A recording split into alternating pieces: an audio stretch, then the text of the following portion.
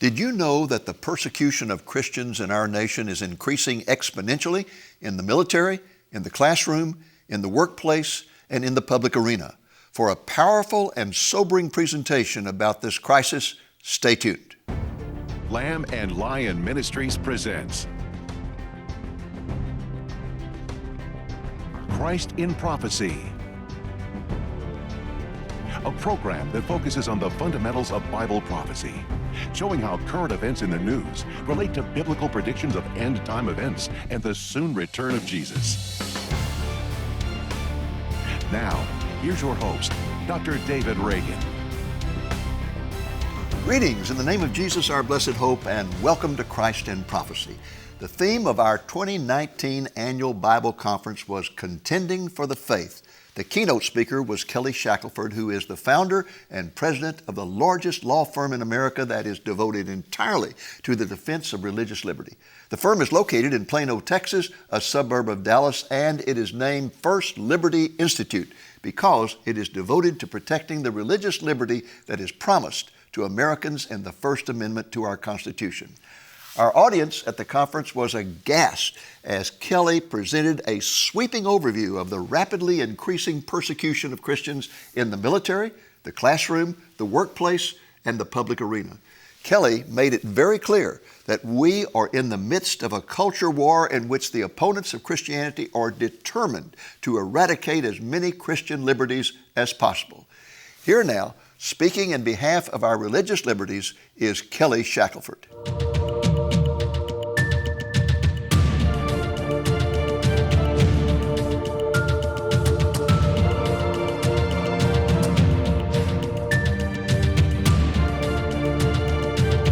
I'm going to talk about something that might surprise a lot of you, which is what I'm going to talk about tonight. It's the most exciting time in everybody in here's entire life when you understand what is happening in this country with religious freedom. So you hear a lot of bad news, get ready for some good news because God is at work. So let me start with the basics. The basics, what is First Liberty? First Liberty is the largest legal organization in the country that all we do is religious freedom.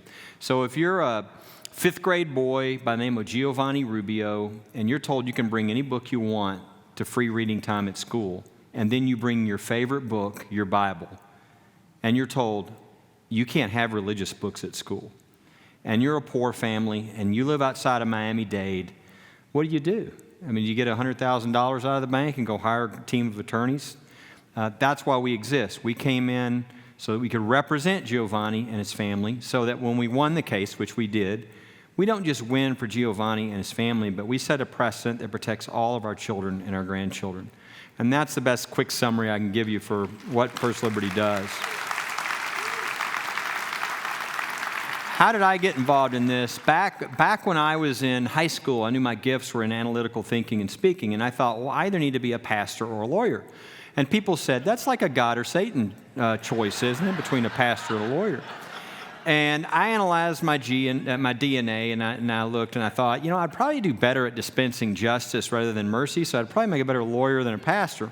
And I went to law school and got out, clerked for a federal judge. When you do that, you sort of research, write opinions. You do that for 1 year. And then you get, because you've had a unique perspective, all the big law firms will give you really nice offers to come work for their law firm because you understand what it's like to be on the other side of the bench. You know what it's like to watch people that are arguing so strongly that they're losing their credibility, that are filing things they shouldn't file, that all this. And so I had all these nice offers, and I sat in my little clerk's office, and I thought, Lord, I just feel like I'd suffocate if I went and did a regular law job. And I remember thinking, well, what do you want to do? And I thought, well, I want to use my legal skills because I feel like you've shown me I should do that, but I want to help pastors and churches and religious freedoms and our founding principles, and I'd even like to go to seminary part-time if I could. And I laughed because there was no paying job to do any such thing. And about 2 weeks later, 2 lawyers from major law firms, I'd never met these guys, called me out of the blue. They said, will you go to lunch? And I said, sure. And they said, look, we started donating our time for religious freedom. We're getting so many calls now, it's hurting our ability to make a living. But we heard about you and we were wondering, would you be willing to come on, do legal cases, help pastors, churches, religious freedoms, and our founding principles, and you can even go to seminary part-time if you want to. Now, being in my mid-20s, maybe a little immature in my faith, I said, let me pray about it, like that wasn't an answer to prayer. And the next morning I said yes, and they said, how much you need to live on? And I was making $28,000 as a clerk for a federal court, and these guys started pitching in out of their pocket. And that was almost exactly 30 years ago. And 30 years later, First Liberty is now the largest legal organization in the country that all we do is religious freedom. So I had no idea where this country was going, but God did, you know? And a lot of times we encourage our kids, don't go into that area. That's dark. That's a dark area. That's a tough area. That's exactly where we need to take the light. And so I guarantee you there are a lot of kids out there right now that are trying to figure out what they're supposed to do, and there's about to be a job created for them that doesn't even exist now because God has a mission for them in this country. And my example is one of millions of believers across our country, people who have given up on our country. They don't know God. There's no reason to give up because we've had a lot of revivals in this country. And the truth is always more powerful than the darkness. So I think great things are ahead. But I want to start with some basics because everybody in here, because of what Lamb and Lion Ministry is, you automatically know why religious freedom. Yes, religious freedom is very important. It's something I really do care about because it's the only hope for people to hear the truth. But I want to go a little deeper about what if you're not even a person of faith? Should you care about this? And so let's start with a video by a guy who doesn't even know the Lord. If somebody told us that we were going to be crawling through barbed wire fences and escaping and moving across the ocean to America, everybody would have said, that's absolutely silly. That'll never happen.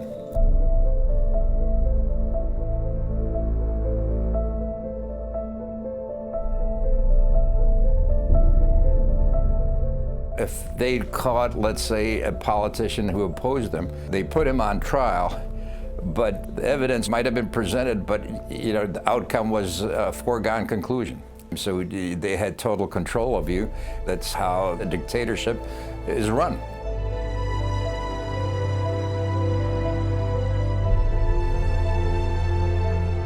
My father was, first of all, very patriotic, had strong beliefs in democracy.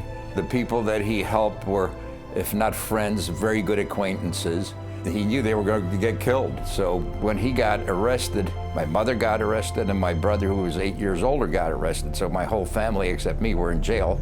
Then my father would have been executed, but my mother managed to bribe the judge. He got sent to concentration camp in lieu of that, where he was, beaten, not fed. I mean, basically tortured.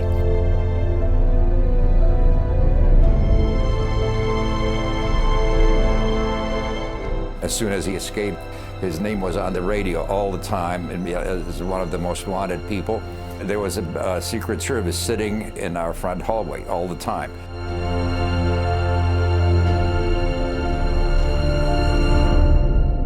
As you study history, one needs to be vigilant all the time because you cannot take anything for granted. When you start losing freedoms, it is more than likely that it'll keep on chipping away.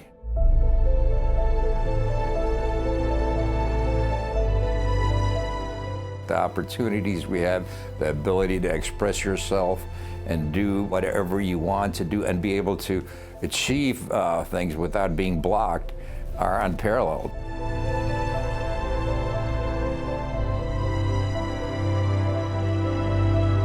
The political correctness is ridiculous. I mean, it's just going too far. Defending the ability to have crosses or Christmas decorations just is getting to a point of absurdity.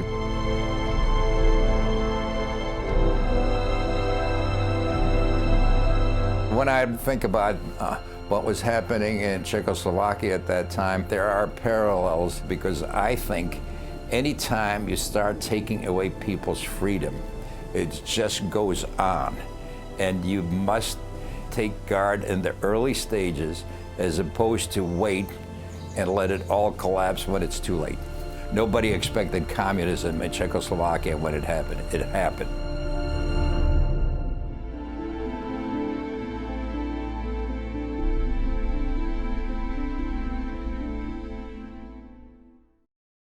This is, I think, a great reminder, a great picture of what happens when Christians aren't involved in their country. And so this is one of the things I love about Lamb and Lion and David Reagan is that everybody's not just talking about the Bible, they're actually talking about applying the Bible in our society. Because if you don't, incredible evil will occur. And our founders called this our first freedom because they understood if you lose religious freedom, you'll lose all your freedoms. Your political freedoms. This guy in this video came up to me after a talk and he said, look, I'm not a person of faith like you are. He said, but I think that what you guys are doing is the most important thing anybody's doing in this country because I saw this happen in my country. They took down the religious symbols and 2 months later, we all lost our political freedoms. And he handed me a check for $5,000 and he said, I'm going to be supporting you from now on. And he doesn't even know Jesus. But he understands what happens to freedom when you lose religious freedom. So this being such a core, our founders calling it our first freedom, how are we doing? Well, 7 years ago, we had 47 cases. Last year, we had 447. I mean, what's happening across the country, you see it, is more hostile than probably we've ever seen. I obviously can't go through all those cases. I thought I'd just give you a few examples of some of the areas that are troublesome to me that need to be highlighted. One would be the new set of cases we're having to do to protect people in senior living facilities. This picture says it all. We got a picture of Donna Dunbar, what they put in her senior center on the piano. I mean, they refused to allow these seniors to have a Bible study. They put all Christian music. People think the attorneys did the sign, right? Because this is such a great piece of evidence. No, this is what they did. You can't, religious discrimination in housing is against the law. But this is what they did to Don. Now you'd think, well, that's outrageous. I can't imagine anything more outrageous. Well, you haven't met Ken Hauge. Ken Hauge is a minister, 80 years old, and retired minister, and he is living in one of these facilities. And people in these facilities, a lot of people can't leave. They're not in a health or other situations where they can go out to a church or whatever. So a number of people came to Ken and they said, will you do a Bible study maybe once a week? And he said, sure, there's a common area room that any of us can use. I'm happy to put in to use that, and I'll be happy to do that. Well, they said, well, no, you can use it, but not if you're going to do something religious, like have a Bible study. And Ken was kind of shocked, but he said, okay, well, I'll just hold it in my apartment. They have now sent him a letter telling him he will be evicted if he holds a Bible study in his apartment. And so this is happening all across the country. And I think this is particularly, egregious. It's just horrible because you're robbing people of the ability to ever have any sort of religious meeting or service or study the rest of their lives. Many of these people can't go. And this is I bet everybody in here knows somebody who's in one of these facilities right now. Whether you're a family member, your friend, most of us are going to be in one of these facilities someday. We've got to win this battle because this cannot be allowed to stand. We're in federal court on behalf of Ken Hauge, and we're hoping to set some precedent that'll really affect the whole country. But that's just an example of the attacks. The second thing I'll tell you about is the attacks against Jewish synagogues. We have Jewish synagogues we're representing in Los Angeles, in Dallas, in New York, all across the country. And, you think, in New York, for instance, they've told them that if you use a certain percentage, this is Airmont, New York, of your home for a religious meeting, then you violate the ordinance, like 20%. And you have to count the common areas. They're literally measuring the bookcases that have religious books in their home as a way to keep the Orthodox Jews in that community from having meetings. Again, in Dallas, we've got a Jewish synagogue. If you really hate Jews and you want to get rid of Jews, one of the things you can do with Orthodox Jews is close their synagogue because they have to walk to the synagogue. And so if they can't have the synagogue, they have to move. So what they've done in this case, our clients met every health and safety code regulation, But the city still came after them. Why? Because they didn't have enough parking spaces. Okay, they're Orthodox Jews. They walk on the Sabbath. But this is why they were closing down. And again, I want you to see the picture of what they did to the rabbi's car. This is not in Germany or some other country.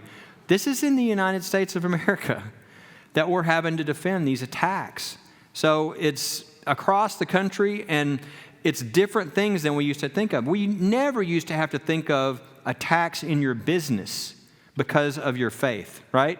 Everybody's seen the crazy situation that we're fighting with the Chick-fil-A situation down in San Antonio, I think. I mean, the idea that the government is coming after a business, not because of anything the business has ever done, but because they found out that the Christian owners of the business have a private foundation that gave to a radical group like the Salvation Army and the Fellowship of Christian Athletes. I mean, if the government can now destroy your business and not allow you to do business because they find the owners are Christian or giving to Christian causes, I mean, we've lost religious freedom as a country. And so you've all heard about Aaron and Melissa Klein, I think, two of our clients, Sweet Cakes. This is a family, a precious family. I mean, they started this business. They worked from nothing. They finally got a place. They have 5 beautiful children, and they had these 2 women come in, and they said, we want to buy baked goods from you, and this is a gay couple. They served them, loved them, had no problem with that. Then they said, we want you to do a custom wedding cake. And they said, well, because of our biblical beliefs, we can't celebrate things. We wouldn't do a divorce cake. We wouldn't do all kinds of things, but let us find you something where somebody will do a great job for you, and they did that. Aaron and Melissa have been through just an incredible 5 or 6 years. Death threats on their children. He's having to been doing side jobs, anything to kind of keep bread on the table. And of course, it was not only a bad decision below, but by the Oregon Court of Appeals. It's a very liberal state, obviously. The good news is 3 weeks ago, we got a victory at the United States Supreme Court. They reversed the decision from Oregon and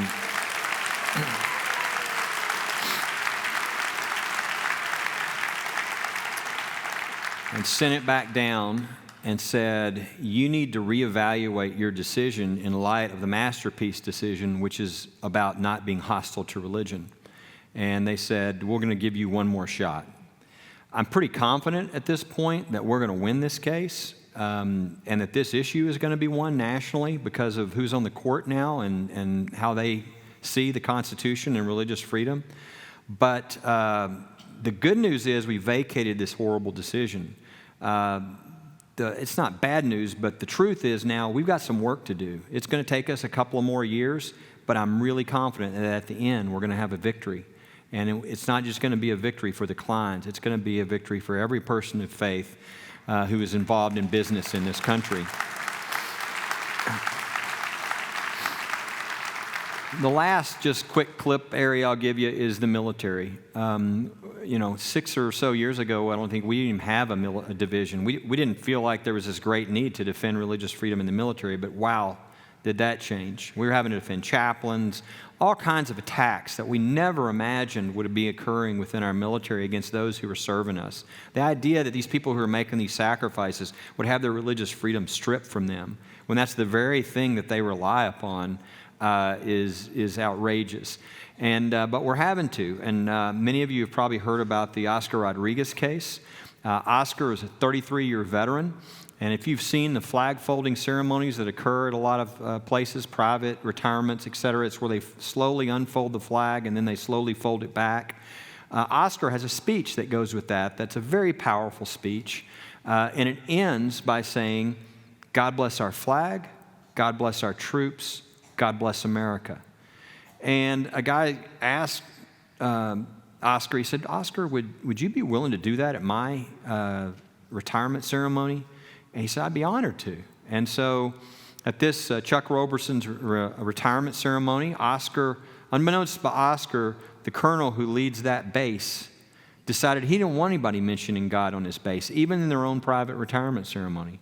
So as Oscar gets up, and you can look at this online sometime, you go to our website or whatever, There are video cameras going in somebody's retirement ceremony, so that's the good news for us. We captured all this on video. As Oscar gets up, as the flag is being unfolded, uniformed military grab him and throw him out of the room because he's going to mention God. Something I never thought I would see in my life. And now the good news is policy has been changed now to where supposedly this won't happen again. And the written policy has been changed. But bad news is they're still in court arguing that you shouldn't be able to bring a lawsuit if they do this to somebody because there's nowhere for anybody to go court-wise when they violate the First Amendment in our military. So they're still defending what they did, although they're changing the policy, realizing they're in big trouble because of what they did to Oscar. The newest case we have in the military is the POW MIA table. Many of you probably have seen one of these. I think we got a picture of the one in our case. It's a round table with like a flower and a place setting and a Bible. It's to represent that we're waiting for them to come back. And this table was put up by a local POW MIA group in the local VA building. And a lawsuit has been filed saying that they must remove the Bible from the table. Okay, that's not just a Bible in that picture. That Bible was given to the VA group by a 95-year-old veteran who's still alive today, who spent 9 months in a German prisoner of war camp, and that's the Bible that got him through it. And the idea that we would have to ban Bibles from POW MIA tables is just outrageous. But these are the kind of things that we're having to fight that we didn't used to. And I'll tell you, at first the VA told them to remove the Bible. But we spent some time with them, and this was before the lawsuit was filed, and they got up to speed on the law. They realized there's nothing wrong with the Bible on the table, and they stood their ground, and now a lawsuit has been filed, and we are defending the VA group who put the display up, and our VA, the federal government, is standing up against these guys as well. So we're standing up together to fight against what they're trying to do. Now, some of you are like, I came to the Lamb and Lion conference, and there's this depressing speaker on Friday night who was talking about all these bad things. So let me tell you the good news. The good news is we have a method of dealing with these attacks, and it's not a theory. We've been doing it for a long time, and it's working. And really what it is, it's the body of Christ. And that is, if you were to look at legal groups that are out there, I don't care whether they're left-wing or right-wing or what their issue is, they have the same model. Raise as much money as you can raise. Use that money to hire as many attorneys as you can. Put those attorneys in an office in D.C. or New York or L.A. and fly them around and cover as many of your cases as you can cover. That's not our model. Our model is there's all these people of faith who went to law school because they wanted to make a difference. They wanted to stand for what was right. 30 years later, these are the best litigators at the best law firms in our country. And they've done honorable work for their clients, but they've never gotten to do a case for the kingdom. And so we go and we sit down with them and we say, look, you're one of the best of the best. If we give you everything you need, are you willing to give your time on one of these cases? They're like, sign me up. I've been waiting 35 years. Well, we know what's going to happen when we give them that first case. For the first time in their life, all their talent, all their gifts, all their training, everything they've learned their whole life is lined up with their faith. They've never felt that before. It's kind of unfair, but we now know we have them for the rest of their lives as one of our network attorneys.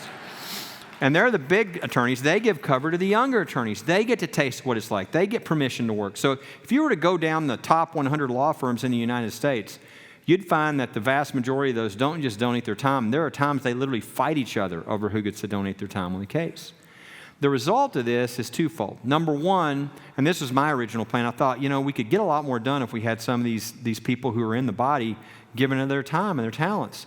And sure enough, average case we spend, for every 10,000 we spend, we get 60,000 donated. We're literally, it's like God's multiplying the fish and the loaves. It's a 6-to-1 multiplication of God's resources with God's people. So it's incredible what we can accomplish through the body of Christ. What I did not count on was the win-loss ratio. If you watch nonprofit groups. They're fighting big monsters, the government, everything else. They maybe win 30% of their cases if they're good. Our win rate now for 18 years in a row has been above 90% every year. Every year. And that's because of the body of Christ. I mean, if we have a case in, Montana, our attorney lives in Montana. He's from the biggest law firm in Montana. He's one of the best lawyers in Montana. And when he walks into court and looks at the judge, they grew up in elementary school together. They lost a tooth together in first grade. And then the ACLU guy flies in from New York City or Los Angeles. Well, you know what? He's playing an away game. He doesn't know the jury. He doesn't know the community. And so if you look at how major corporations do their work, I mean, it's exactly our model. I mean, if you're a Ford Motor Company in Detroit, Michigan, do you send your Detroit attorneys to Texas to defend you in a lawsuit? No, you do not. You get a Texas law firm to go in that court who knows the practice, who knows the jury, who knows the community. Well, folks, that's all the time we have this week for Kelly's outstanding presentation. But the Lord willing, we will continue with it next week because in the second half of it, Kelly shared some very positive and encouraging news about recent major court triumphs in behalf of religious liberty. And so, until next week, this is Dave Reagan speaking for Lamb and Lion Ministries saying, look up, be watchful, for our redemption is drawing near. Folks, I am delighted to announce that the video album of our 2019 Bible Conference is now available for distribution. The theme of the conference was Contending for the Faith. The album contains 3 DVD discs, and they in turn contain all 6 of the presentations that were made at the conference, most of which run 50 minutes in length. Kelly Shackelford, the founder and president of First Liberty Institute, kicked off the conference by providing an update on the legal fight for Christian liberties. His law firm is the largest in the nation that is solely dedicated to the defense of religious freedom. He was followed by Mike Riddle, one of Christendom's foremost creation speakers, who spoke on defending the Genesis account of creation. Next was Mike Gendron, an expert on Christian doctrine. He presented a challenging sermon on defending the integrity of the Bible and the gospel. Dr. Ron Rhodes, one of the most prolific authors on the scene today, spoke on defending the promise of the Lord's return. Eric Barger, who heads up a discernment ministry called Take a Stand, spoke about defending the church against apostasy. The last presentation on the album is one that I made that was titled Defending the Divinity of Jesus. One of the 3 DVDs in the album also contains a printable file of a special publication I prepared for the conference about the divinity of Jesus. To order a copy of the album, call the number you see on the screen or place your order through our website at the address on the screen. If you call, please call Monday through Friday between 8 a.m. and 5 p.m. Central Time. Thank you for joining us on today's Christ in Prophecy, a presentation of Lamb and Lion Ministries, a non-denominational ministry dedicated to teaching the fundamentals of biblical prophecy and proclaiming the soon return of Jesus.